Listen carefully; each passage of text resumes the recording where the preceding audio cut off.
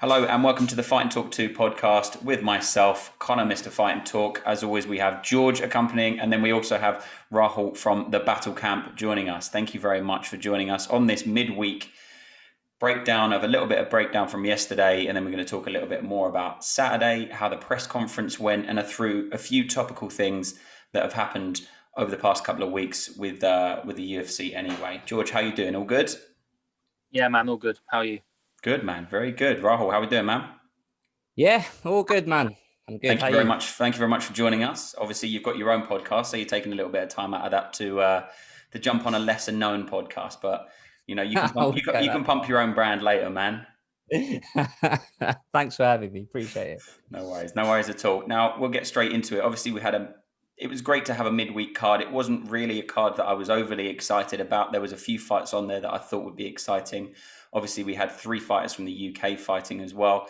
Unfortunately, we went 2 losses and 1 win, and even the win was a little bit kind of stretched and drawn out. But it was nice to see a few UK prospects go out there, and obviously the Mason Jones fight was very, very close. I actually had it more towards Jones, to be honest with you. Rahul, how did you have it going? Oh, I'm surprised you say that. I had it a clear win for Mike Davis, and the reason I say that is I had even though Mason Jones was applying a lot of pressure, he was walking forward and he was throwing more shots than Mike Davis was. I felt like Mike Davis was landing with a more meaningful, more powerful strikes, and I felt like the second round, I suppose you could give to Mason Jones, but I think the first and the third were with Mike Davis. But having said that, I feel like nobody lost any stock in that fight because that was a very, very enjoyable and actually a very kind of high level in terms of technical striking fight. I liked it. I really enjoyed it, and they showed how good they are and that they deserve to be on the UFC roster. So I don't think Mason Jones lost any stock by losing that fight particularly. I felt like it was a good showing from his point of view, and he'll come again effectively. Yeah, absolutely. And obviously, he's still very young as well. He's very, very young to be getting into the UFC. He's got a very good record of 10-0. Well, obviously 10-1 now. But George, how did you see it going? Obviously, him being from Wales, it was you kind of wanted him to win, and you would score it close for him anyway, just out of sheer excitement of a UK fighter. But did you have it going for Mike as well? I did. I couldn't agree more. I thought it was first and third to Mike Davis and second to Mason Jones. I thought, though, like I said, I thought he put on a really good showing. And what I was really pleased afterwards when he had his interview with BT Sport. I saw he was really honest and said, "Look, I wasn't good enough tonight. I didn't execute it well enough, but I've got the opportunity to go away. I've lost no stock here. I can go away, look at where I've got it wrong, and know that when I come back next time, I'm going to be much better off for it." You know, and this kid's got time, man. We're talking about a guy before last night was 10-0, was a champ in Cage Warriors. This is no joke. This is pedigree to come into the UFC with. But like we said, Mike Davis was just landing them all. He was landing the better shots. The volume from Mason Jones there was a significant amount of it, but it wasn't quality enough to warrant like the victory going to him. But he's lost nothing. I'm sure he'll be back in within the next few months, and he'll be better off for it. And I think we're going to see, as he's going to be one of those fighters, as he goes along, you're going to see the progress. You're going to see him get better and better, I feel. And I'm looking forward to seeing him come back in the next couple of months and hopefully pick up his first win inside the octagon. Yeah, absolutely. And it's obviously, everyone scores it differently. Mike Davis obviously won the fight, but you don't see many draws in the UFC anymore. We did have a couple towards the back end of last year, but it really depends on how close the fight is. Do you think that it would be good to see more draws in the UFC? Because obviously we had the Moreno-Figueiredo was a draw, but that was purely because of the groin strike and the kind of eye gouges that Figueiredo was putting on during the fight. But do you think it'd be good to see more draws, or do you think that there has to be a clear winner? What do you think, Rahul? Personally, I agree with what you're saying because this is a fight that, even though personally, I scored it towards Mike Davis. I think he clearly is not the right word, but I feel like he'd done more than Jones in the first and third round to warrant him getting a 10-9. But what I do think that we don't see enough of is actual rounds being scored as a 10-10. Because you get so many fights where it's razor thin or it's a back and forth round, and it's very difficult to separate the two. And then it's almost like a coin flip to say, all right, fighter A won that round because of a small little margin. Do you know what I mean? So, the fight kind of ends how it ends in terms of, who won each round. But I do think that there's a definite argument to be had around actually saying, you know what, we need the margins to be clearer to say, so and so won that round. So if you're not sure, or if you think the margins are very, very small, then give that round a 10-10. Does that make sense? Yeah, absolutely. And it really depends on who the judges are as well, and what the judges are looking at. And, it all kind of boils down to how their day's going as well. If they're having a bad day, or, they've had an argument with the missus or whatever, they're going to come into it and go, well, I'm not really happy with them being on the ground. They might throw their own little bias onto it, which happens in everything. It happens in everything. It happens in day-to-day life. You go to work, you're a bit annoyed, something's happened at home, and then you almost go off at someone for not really doing a lot. So, it really depends who the judges are. But do you think if they had round scoring and showed the fighters, if they went out and got a 10-9 in the first round, and then they knew they were up, up one round or down one round or whatever, do you think it would be good to do round scoring? What do you think, George? I'm not sure. I think obviously in mixed martial arts and boxing, there's always been this definitive, hasn't there? Someone's either got to win or lose, haven't they? Constantly. There's never been that kind of the draw. Kind of, no one ever really ever thinks about the draw, do they? They just kind of presume that someone's going to win and someone's going to lose. And so I suppose maybe hasn't been enough thought process put into the draw, the nature of a draw in mixed martial arts or boxing or whatever the combat sport is, so I don't see it. I'll be honest with you, I don't see it changing anytime soon. I don't expect to see many draws this year in the UFC or in any other kind of sport, but I would have thought that they'll continue to have this definitive line of this person's won 10-9 because they've just done a little bit extra in that round, instead of giving it equally. I don't see drawing coming too much more into the UFC mixed martial arts anytime soon, personally. Yeah, no, that makes sense.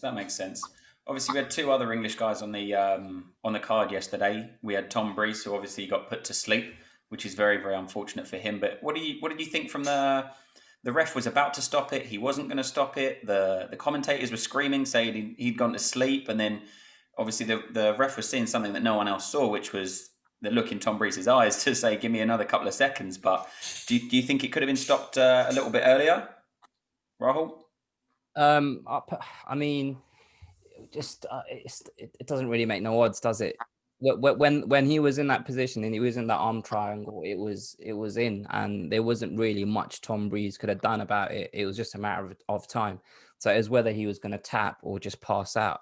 Now, it was funny you mentioned the commentators screaming and shouting, because sometimes they're warranted to say, to kind of shout out to say stop the fight or whatever. But on this occasion, I kind of got the feeling that, just let the ref do what the ref's got to do, sort of thing, because obviously the referee was in the best position to see how Tom Breese was reacting to that submission hold, and with the commentator shouting out stop the fight, it puts unnecessary kind of pressure on the referee, and it puts the referee in a position where they're kind of questioning what they're actually doing in that moment, and that job's got enough pressure around it as it is. So I just kind of felt like a little bit like I was happy that the referee was justified in letting it go a little bit longer, because obviously Tom Breese did tap in the end. But I'm glad you brought that up, because that's something that I wanted to discuss.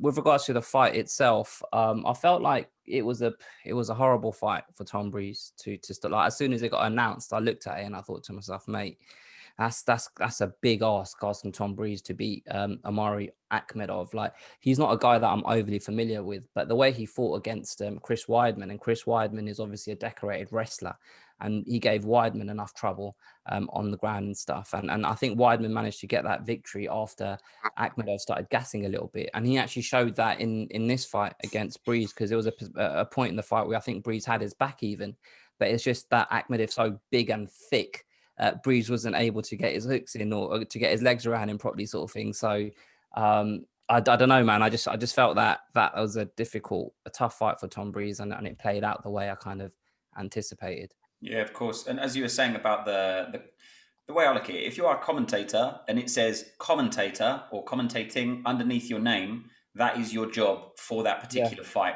Yeah. You know, if it says referee when you are signing up to go to the UFC or to ref a fight, if it says ref, that is your job. You do your job. You know, obviously we had the big hoo-ha last year with Dan Hardy and Herb Dean, when they were literally just squaring off and shouting at each other and stuff like that. And you just think, I appreciate you're a fighter and you're an ex-fighter, and maybe you've had some difficult decisions in the past in your own fights, but that's his job. Leave him to do it. Do you know what I mean? It's when you try and step out of your own little box that you kind of get more criticism. And he did. He got lots and lots of criticism. Both guys did. Probably unnecessary. You know, George, what did you think about the stoppage? I think I agree with you, chaps, to be honest. I think it comes down to the referee to stop it, really. Commentators shouldn't be getting involved in, you know, obviously it's amplified at the moment, isn't it? Because there's less of a crowd, so it's easier to hear the commentary. And so clearly that goes into the octagon.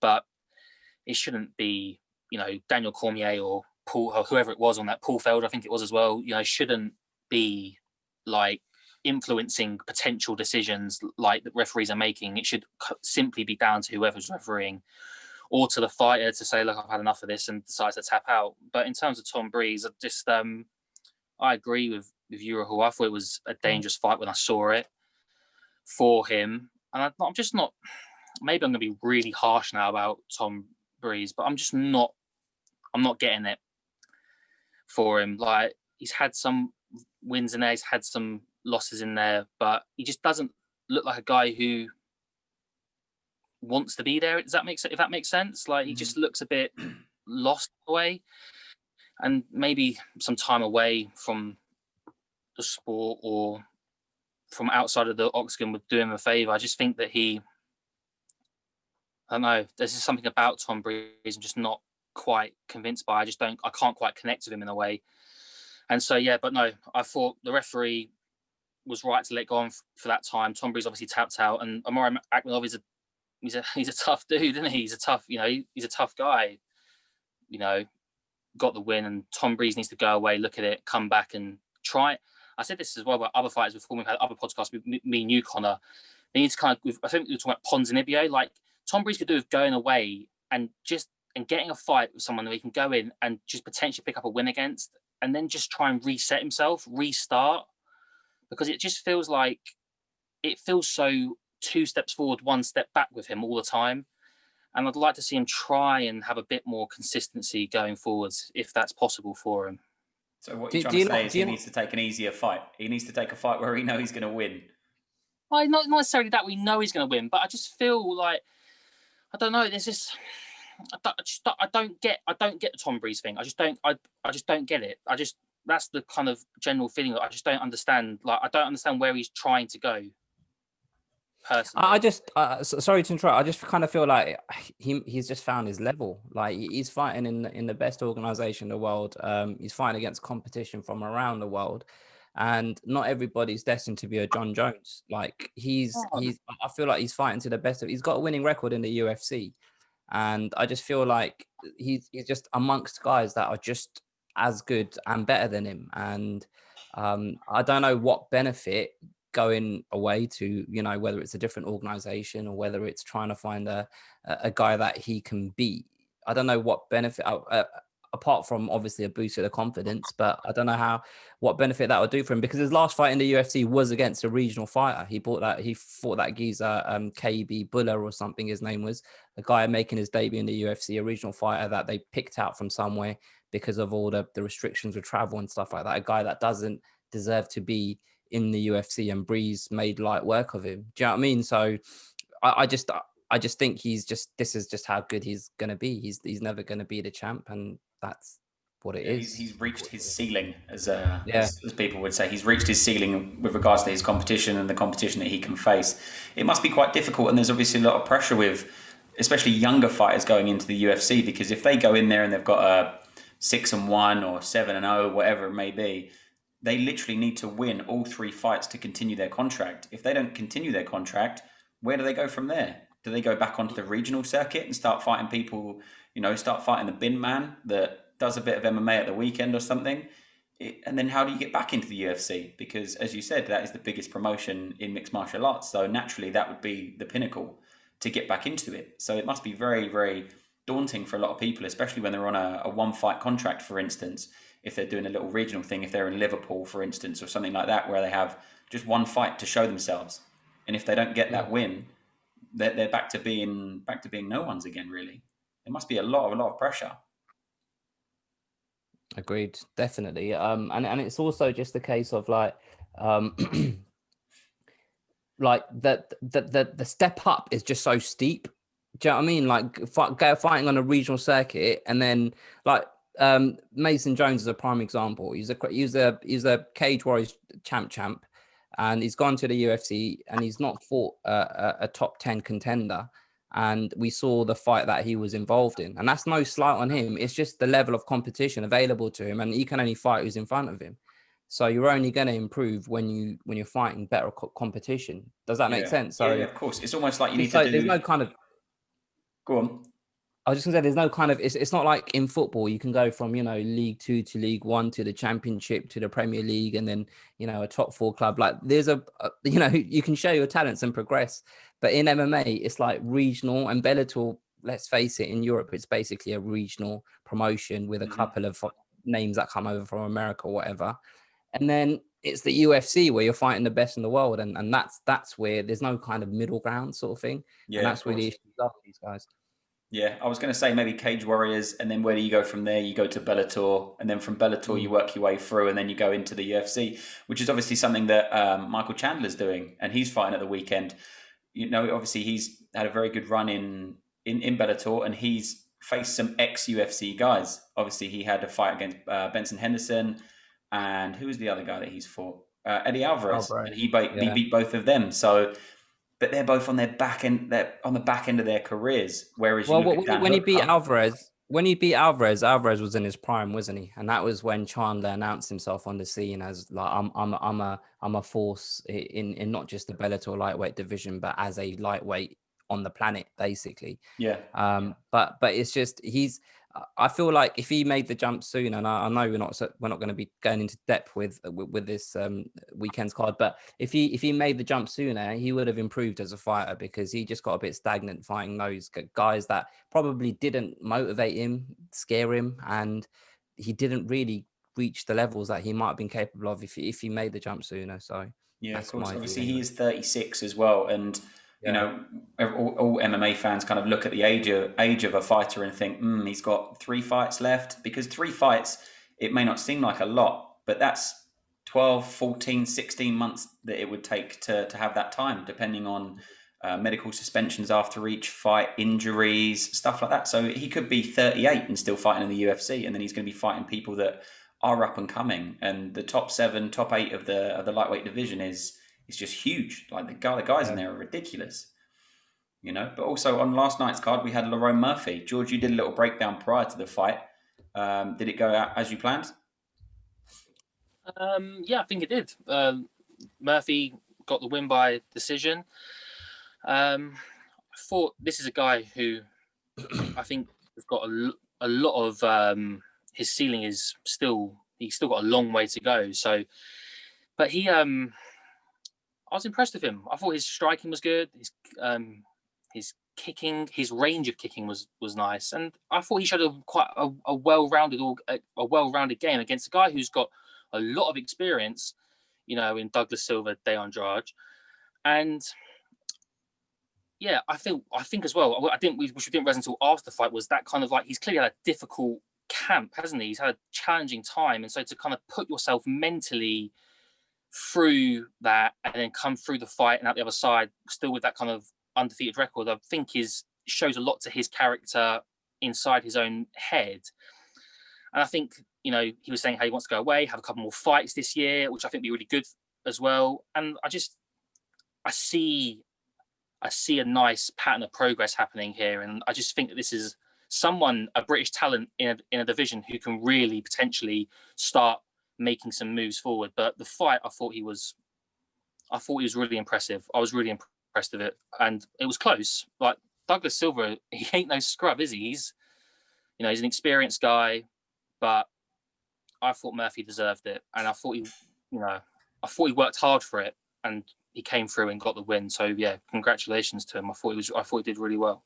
Yeah, definitely. There was obviously a few exciting fights and a few exciting knockouts before the main card, but the main card was, for most MMA fans, 25 minutes of wrestle fucking isn't the best, viewing, is it? How did you see the main card going, Rahul? I felt it was a bit of a sleeper, to be honest with you.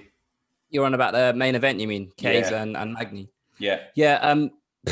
I mean, let's put it this way: when it was announced, it didn't exactly turn me on. Do you know what I mean? Like, the only reason I watched it is because it was at a reasonable time. Like, watched it live is because it was at a reasonable time for us to watch. So, like, look, they're talking quite a bit about Chiesa and talking about him being a top contender now in the welterweight division.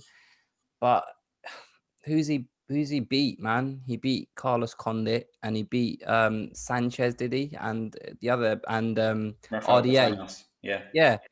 And RDA, he was never a welterweight. Like, he never looked big enough at that weight. Like, the guys just overpowered him, and Chiesa was an example of that. Mm-hmm. Now, Neil Magny's a guy that I kind of see as someone that does everything well, but nothing brilliant. And when he comes against someone that does something at a high level, he kind of gets exposed. And in this occasion, it was Chiesa and his ability to grapple and wrestle. And like you kind of eloquently put it, he got wrestle fucked for 5 rounds. The thing is, with Chiesa moving forward, I like, you can't be this old school fighter anymore that has one trait that is really good and the rest is enough to get by. And his stand-up is barely enough to get by. And he'll get exposed. And it's quite funny, actually, because he's talking about fighting Kobe Covington. And I think that's a horrible match for him, because Kobe Covington is light on his feet, and Kobe Covington can fight on his feet. His volume will be trouble for Chiesa. And I'm not sure whether Chiesa will be able to wrestle him the way he was able to wrestle Neil Magny. And Chiesa was looking tired towards the end of that fight. And Kobe Covington is a guy that can't get tired. So that's a terrible fight, in my opinion, but he's got to call someone out. So fair play to him. But he's really got to improve his stand-up if he wants to even think about having a chance at winning that title in that division, because that's a tough division. And what he brings to the table at the moment just isn't enough for me. Yeah, absolutely, man. Absolutely. George, was it a sleeper on your end as well? Did you have a little nap during the fight, or? I didn't mind it. It was kind of how I thought it was going to go.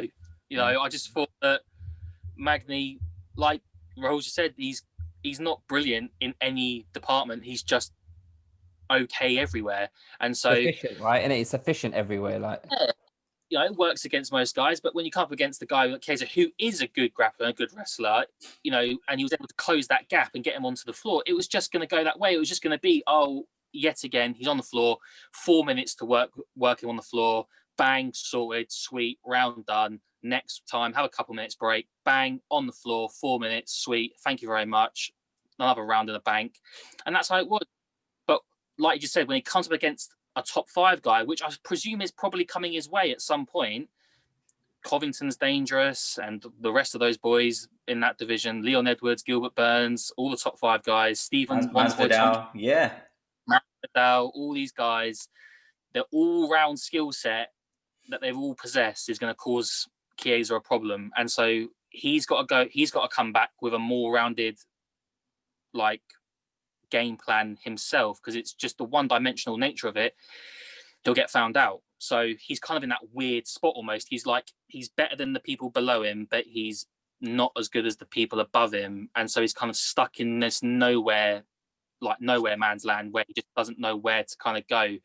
And the only way he can go is up, but he's going to get found out when he goes up. So I don't know. He's almost like but we'll find out, won't we? He will have a fight against I guess a 5 to 6 kind of range guy probably. So Wonder yeah, Boy, we'll I'm see. guessing. Yeah, Wonder Boy. Yeah. Wonder Boy, most likely. Yeah, I'd say so.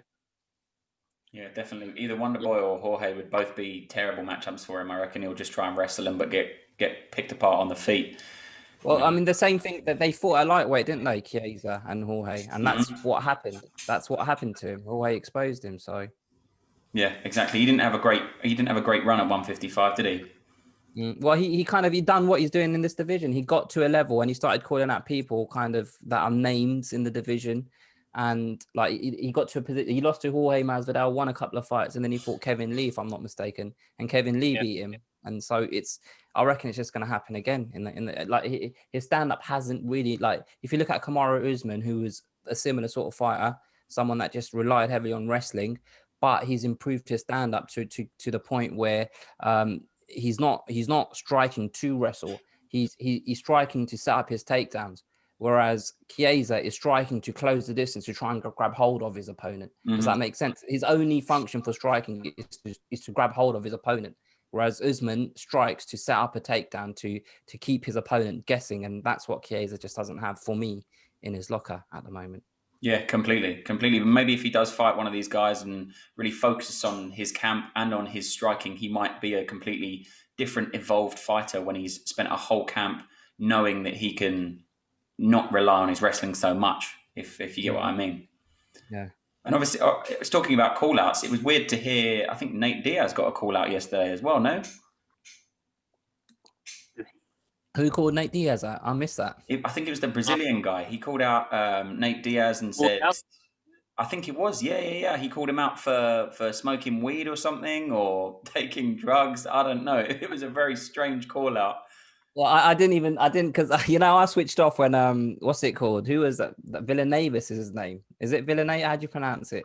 When him and Moreira, when they started fighting, I actually fell asleep, and I thought, "Fuck this," and I turned it off, and then I only came back to it for the Magny and Chiesa fight. So I didn't even see the Wally fight. Yeah, have a look and have a watch of it. But I think he was fighting Laziz, no? Yeah. Everyone thought Laziz was going to win, but then the Alves guy just went in and tore it up, and then called out Nate Diaz for some very, very strange reason. He's, obviously he was speaking broken English, but he kind of said, Nate Diaz, you're smoking weed. We're going to fight. Okay, that's cool. Up there with Pereira calling out. Didn't you call out Masvidal for the BMF belt? Yeah. Do you remember that? What the fuck? Like, what makes you think that you're going to get that fight? Yeah, their payday. They're just trying to call out someone, and I feel like there's a lot of pressure. I think you need to know who you're going to call out before the fight. If you take the W, then you go right. I know exactly who I'm going to call out, and this is going to be a good move for me. But some of these guys are kind of like not ranked or in the top, 12 or 13, and they're calling out top 2 or 3 guys. You think, just stay in your lane, man. Call out. Call out someone logical. Like, have a logical call out, like someone that is a feasible opponent. Do you know what I mean? Exactly. And the matchmakers are going to make it happen anyway. So you get the contract and you just hope for the best. But call out someone in your lane that will challenge you and be able to get you to going where you want to go. Don't call out someone that it's never going to happen and it's just a wasted opportunity at talking on the mic. Yeah, exactly. 100%. Yeah. So one of the fights I'm really looking forward to this year is obviously Jon Jones moving up to heavyweight, and that whole situation about what he does when he gets to heavyweight. Obviously he's fighting the winner of Stipe versus Ngannou, and then we've got Yan versus Izzy. What's your boys' takes on it with regards to, say, if Jones fights for the belt, he wins the belt, does he go back down if Izzy wins the belt? George, what do you think, man? Because he said he wouldn't. He said he wouldn't go back down to light heavyweight. But then we know he's retired before. He said, let me go and get my belt real quick. He's kind of, he doesn't really care what he does. He doesn't really stick to his word too much. But what do you think he does? I don't think he goes back down to light heavyweight. I look at him and the recent photos I've seen of him, he's built himself into a heavyweight now, and trying to shift that again and go back down to light heavyweight, I don't think is an easy process. So I think he's in heavyweight for the long haul. I think he'll have the title fight against Miocic and Ngannou. And I think he'll do what he did at light heavyweight, and he'll look just to clear out heavyweight, take on everybody, and dominate that division.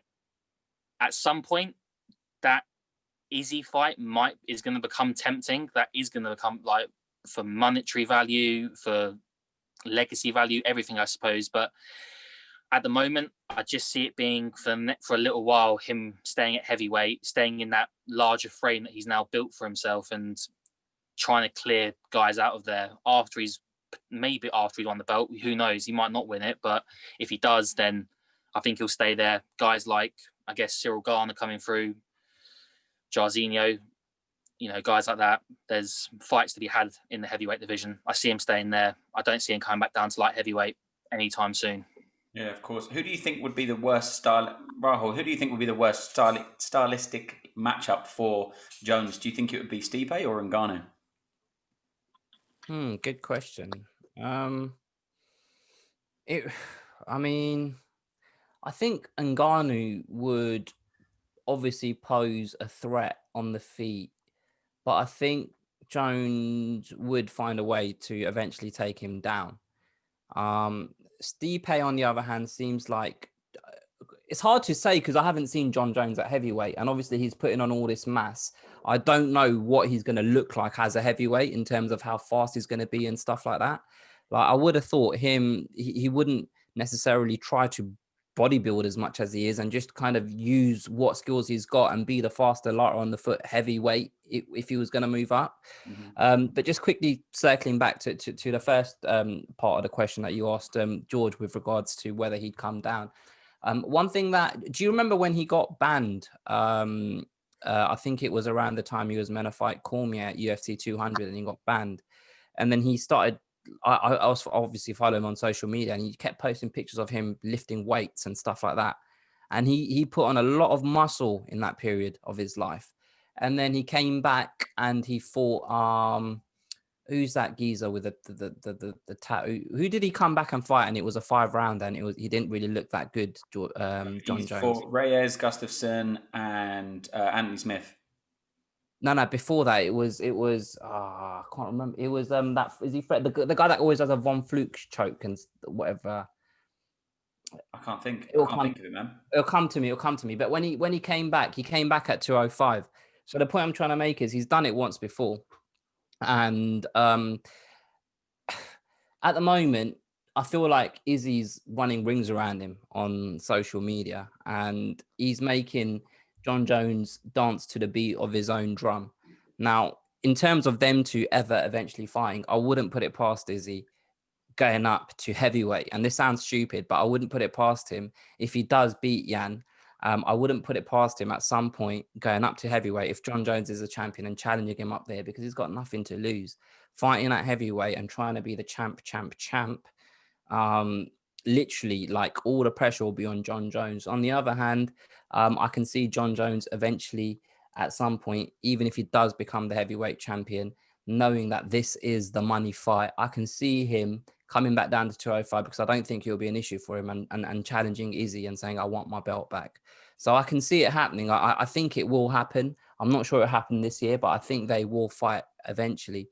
But going back to your other question with regards to who's a tougher fight for him, if I'm honest, if I say a name, I'll just be making it up to answer the question. I honestly don't know. I need to see what he looks like. But just looking at styles, I think Stipe, and I never give him enough credit because I always end up picking against him. But I think he'd have less to worry about against Stipe. So I think Ngannou might be a bit more of a physical challenge for him. What about yourself? I mean, Jon Jones is a big guy anyway, and he always looked very, very. He's got one of the longest reaches in the UFC, if not the longest, I think. But Francis is a massive, massive guy, but so is Jon Jones, and Jon Jones has very, very good wrestling, very good submissions. He was working a lot when he was suspended on his groundwork as well, and we haven't really seen a lot of Francis on the ground because he is not that kind of fighter. He is an absolute machine, and he will throw bombs at you. But I think Jones just evades all of that, takes him down and submits him or rolls him up along the floor, But I think Stipe's a more rounded fighter. Exactly, he doesn't get the respect that he deserves from the MMA community. I think because he's, I don't know, terrible on the mic after a fight, but also he doesn't make that much noise. He's just kind of that fighter that kind of like plods along or whatever. But the heavyweight division needs a little bit of a shake up anyway. A lot of the fighters in there are overweight and quite old. I think the average age in the division is like 34, 35, whereas some of the other divisions, they're kind of on the back end of the 20s or the early 30s, which you'd class as the prime. Quite a lot of fighters go up to heavyweight when they just don't want to get down to 180 anymore or get down to 205 anymore, But no, I see Jones going back to 205 as well and taking his belt if Izzy wins and if he beats whoever wins against the Stipe and Ngannou fight. George, what do you think?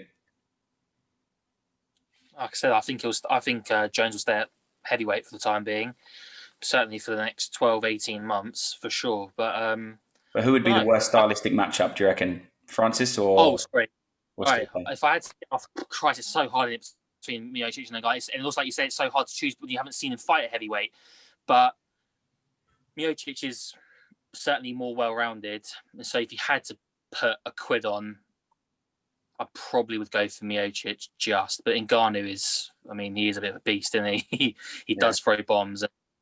If he was to catch Jon Jones flush, man, Christ, he might find himself in a bit of trouble. But yeah, if I had to pick someone who could cause him trouble at the moment, like as in his first fight, I'd probably go with Miocic just over Ngannou.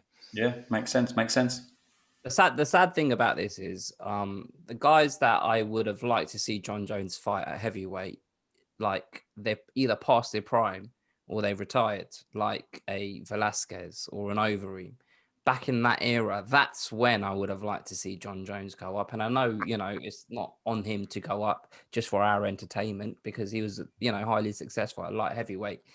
But I feel like he's missed the bus a little bit in terms of the current crop of heavyweights, apart from Ngannou and Stipe. There isn't really a massive name in that division. Do you know what I mean? He'll be back to doing what he done at light heavyweight, just fighting people that aren't really big names as such. When you've got Curtis Blades, you've got Derek Lewis, Volkov. Overeem is obviously still in the top 10. Who's fighting coming up as well. So there is a few people in there, but like you say, they're all past their prime, and he can probably clear out the division with relative ease, unless anyone like Cyril Gane comes through and makes a bit of noise.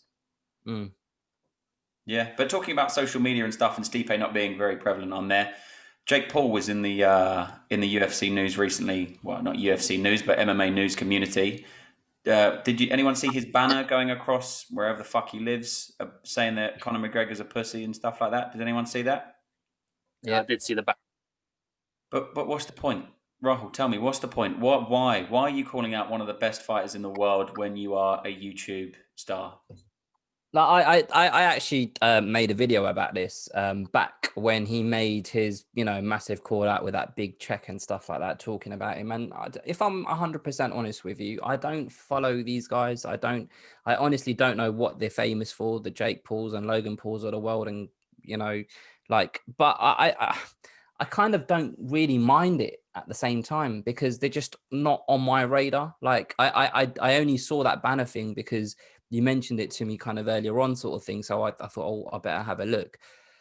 Firstly, that banner, what a shit kind of. Like the guy's a millionaire, right? Do you know what I mean? Like that, you can do better than that, surely. Like I could afford to hire that plane and put a banner on the back of it. Do you know what I mean? Like, come on, you got to do better than that. So that's the first thing. And the second thing is, did you guys see Conor McGregor's interview with who did he get interviewed by? I saw an interview with him yesterday. It might have been with BT, and they were talking. He got asked about Jake Paul and whatnot, and he didn't discount that fight. He didn't outright say, "No, I'm not going to have that fight." He said, "I respect anyone that is willing to get in there, and we'll see." And I was quite surprised by what Conor McGregor said. I feel like one thing about these Logan Paul and Jake Paul types, they know how to make money and they know how to get attention. But at the same time, it doesn't mean that once you get into the fucking ring, you're going to be able to know what to do against a Conor McGregor. It's all a load of bollocks, yes, but I think I just choose to ignore it. So it doesn't really bother me that much, if that makes sense. Yeah, I'm with you. I'm with you. What was your take on it, George? It's the same really. I don't really understand what Jake Paul, Logan Paul, what they actually do to make money. I don't. They just sit on YouTube and make stupid videos, don't they, or something? I don't know. They're doing And the exactly other what thing, we're doing, mate. They're doing exactly what we're doing. They're on oh, YouTube making They're stupid living our fucking videos. dream, George. That's what they're doing. and where's all my money? Because I'm not. But what I don't get about the whole like these lads calling Conor McGregor out is like it's all right, isn't it, to get in the boxing ring with another YouTuber, but now you're gonna get in the ring with like one of the greatest mixed martial artists ever and a guy who clearly can box. Like, come on, like it's a bit like knowing your ceiling, isn't it? Like we were discussing earlier, knowing your pay grade. Mm. The only reason why McGregor will take this at some point down the line is because there's money involved, because there's a lot of money involved in it, isn't there? So it probably the reason why yesterday on BT Sport he said, "Oh, I mean, I'm not going to rule it out," is because he knows that there's a massive paycheck attached to it. And why wouldn't you go in there, beat some YouTuber up for 3 minutes, and then get paid X amount of millions of dollars to do it? It makes sense, doesn't it? I'd go and do it if I was Conor McGregor at some point. But I don't pay attention to any of these guys. I don't really get what they're about, but they're clearly making some kind of noise in the boxing world, and they're not going anywhere. So, who knows? But I don't know. Hasn't there been talk about him fighting one of Conor McGregor's like sparring partners or something? Dylan Dennis, isn't it? So I was just going to bring that up. So, like, obviously, Dylan Dennis and one of these Pauls have been going back and forth for absolute ages on social media. I follow Dylan Dennis, and I always see him saying something about him. And it's almost like he's belittling Dylan Dennis by then calling out Conor McGregor. Like, does that make sense? It's almost like a swipe at Dylan Dennis by actually saying, you know what, I'm not even bothering addressing you now. I'm going for the big boy. So I don't know whether it's all connected and whether there's going to be a fight between Dylan Dennis and a Paul. But honestly, I don't really give a fuck. And I probably would even watch it if I'm like, I'm not one of these guys that get so angry and amped up and be like, oh no, I'm not going to watch that. That's a load of bollocks. I'm not going to watch that. I'll watch it. But like, it's not gonna ruin my day if it don't happen. Do you know what I mean? And it's not gonna be the highlight of my weekend if it does happen. Yeah, of course. But obviously, Conor said in the press conference today that he wasn't too fussed about anything else. He wants to stay busy in the UFC as well. He obviously he said that whatever he said about Jake Paul yesterday, but then today he seemed very composed when he was on the press conference. I thought the four guys looked really good up there as well, and obviously a lot of comments about them being dads and stuff like that. And I felt Conor came across a lot more mature as well. He was throwing a lot of compliments towards basically everyone, which was fantastic. At one point, Dustin said, "I'm not going to stand up here. I'm not going to sit up here and give anyone a back massage." So obviously he wanted it to be a little bit more angry. But I felt all four guys were just really hyping each other up, and I really enjoyed that. I really enjoyed that they were all being so friendly. What do you think? Yeah, no, definitely. I thought it was a very respectful press conference. I kind of liked Conor McGregor how he was today. He looks relaxed. He looks like a guy who's everything else in the world doesn't matter apart from what happens on Saturday night.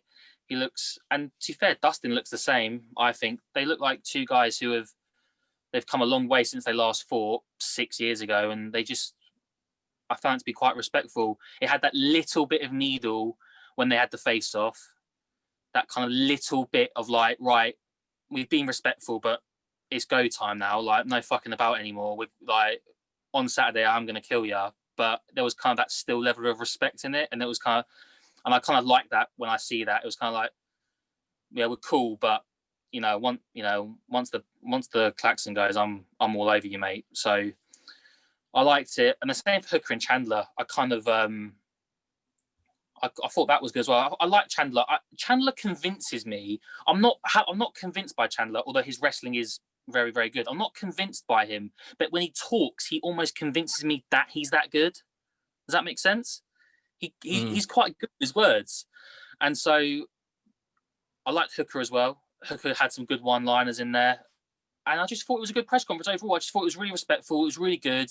had that little bit of needle. I thought Dustin at times looked annoyed by McGregor. I thought there were times he looked a bit like he wanted to have a bit more of a go at him, but kind of held it together, which he wouldn't have done 6 years ago.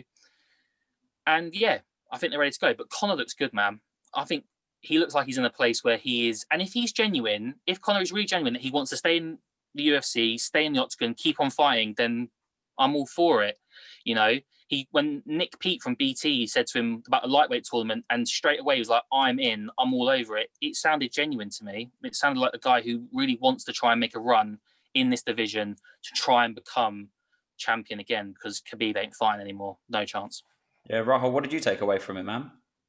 A couple of things. So going back to the Jake Paul thing, because I think it's all connected.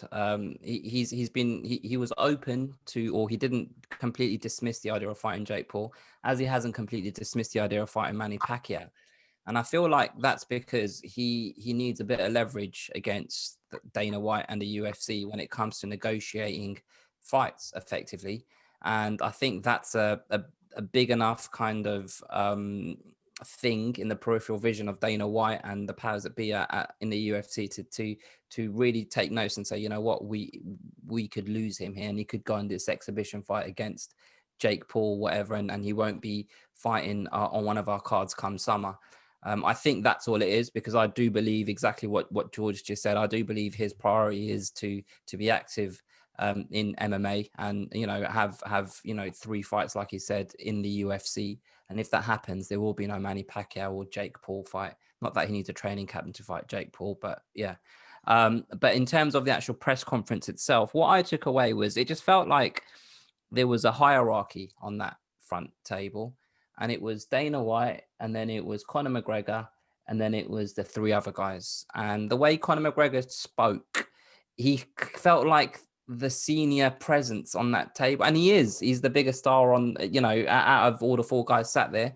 But at the same time, when it comes to the actual competition side of things, those 4 guys are right now the same stature in that division. They all have the same opportunity to go and grab that title, because at the moment we don't know who the actual champion is until Khabib makes this big decision that's coming apparently. So I just found it quite funny that it felt like Conor was the one that dictated the respectfulness of that press conference. And I felt like if he was a bit more, his old self that we've seen him in previous press conferences, the rest of the mood would have changed and the rest of them would have followed suit.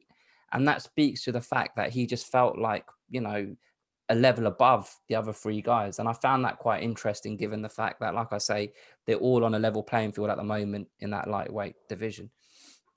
Yeah, no, absolutely. That makes perfect sense, man. He did definitely control the conversation. And at one point he actually said, I make more money than Dana, which I thought was putting Dana in his place as well, Yeah. I thought that was quite funny. But no, I agree with both of you, man. I think hopefully we're going to see a Conor that wants to continue his run in the UFC. And, I don't see him being in the UFC until he's old. Do you know what I mean? Chandler's obviously 35, 36. He's only got a couple of fights left. Conor McGregor's still a little bit younger than him. He's got maybe 5 fights in the UFC. If he gets a good run of wins, he's not going to want to fight past 35. He doesn't need to. He doesn't need to take the damage. He doesn't need the money. He can just sit back and relax, So I reckon he's got a good couple of years, and then he can sit back and, like he was talking about in one of his interviews, have his legacy, be the highlight reel when he's gone, and be that person that everyone wants to speak about in regards to mixed martial arts, Just a quick one before we do go. I just want a quick pick of who you think wins the co-main and the main for the weekend. George, tell me who you got. I'll keep it short and simple. I'm going to go for Dan Hooker to beat Chandler, and I'm going to back it. I'm going to go for McGregor to beat Poirier. Nice. Rahul, who you got, man? Same. I actually uploaded yesterday my pre-fight previews for both of those fights. So, I go into obviously more detail in both of those videos, but I've got the same picks, Dan Hooker and Conor McGregor. Nice. And where can people find them videos, man? All right. So my YouTube channel is The BattleCamp, as you can see behind me. So type that in and it should come up. My Instagram and Twitter is the same, at The BattleCamp. So if you can't find it on YouTube, find me on social media and you'll see all the links there. Yeah. And also just quickly want to say, I interviewed John Gooden a couple of weeks ago, and it hasn't got a lot of views. So if you're watching this, please go and watch that that interview I did with John Gooden. I think I did a pretty good job. So yeah, please go and click on that, please. Yeah, the guy that usually does the interviews being interviewed. So it's probably a Yeah, nice change of pace for him as well, you know. And then yeah. so how did you get the interview with John Gooden? Just while we're on did you just message him out the blue and say, "Hey man, jump on a Yeah. chat with me"? Like a thought. I slid into his DMs. No, he did one of them. Ask me any. You know when people say, "Ask me a question on Instagram," and then like I just asked him, can I interview you for my YouTube channel? And he said, yeah. So I slid into his DMs, and he was nice enough to join me for an hour. So it's quite a in-depth interview about his career and that. So I definitely encourage you guys to check it out. Nice one. Well, definitely. Anyone that is watching, all 20 people that do subscribe to this channel, definitely go and check out Rahul's page at the BattleCamp. And then one day I won't have clients behind me. I'll have a nice little TV with our little branding on it, you know? Mate, it's not as glamorous as it looks. If you saw how this is set up. All right, boys, thank you very much for joining me on the show. And we'll be making a show after the card and before the card. So stay tuned to the channel and yeah, keep watching. Thank you very much.